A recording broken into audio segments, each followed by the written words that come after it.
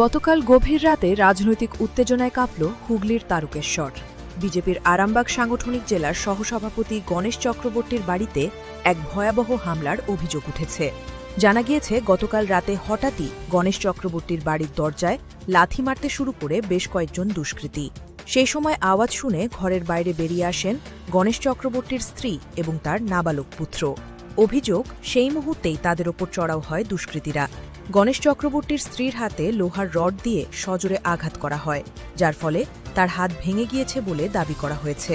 এখানেই শেষ নয়, হামলাকারীরা রেয়াত করেনি তার নাবালক পুত্রকেও। অভিযোগ, অত্যন্ত নৃশংসভাবে ওই কিশোরের মাথা ফাটিয়ে দেওয়া হয়েছে। এই অতর্কিত হামলায় পরিবারটির মধ্যে চরম আতঙ্ক ও চাঞ্চল্য ছড়িয়ে পড়েছে। ঘটনার খবর পেয়ে রাজনৈতিক মহলেও শুরু হয়েছে তীব্র প্রতিক্রিয়া। পুলিশ পুরো ঘটনার তদন্ত শুরু করেছে এবং দুষ্কৃতীদের খোঁজে তল্লাশি চালানো হচ্ছে। আপনারা দেখছেন আজ বার্তা, আজকের বার্তা, বাংলার বার্তা।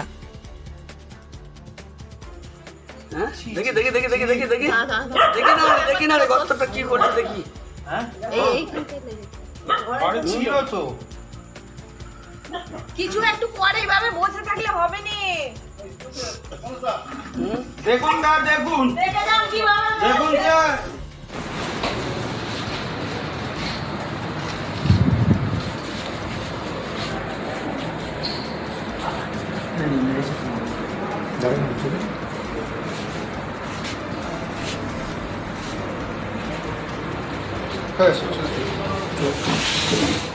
মাথাটা তোল দেখি।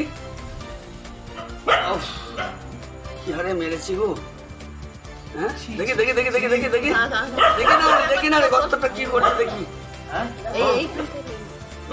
ছিল তো কিছু একটু পরে এইভাবে বসে থাকলে হবে নি। দেখুন দা, দেখুন দেখে যাও কিভাবে দেখুন স্যার।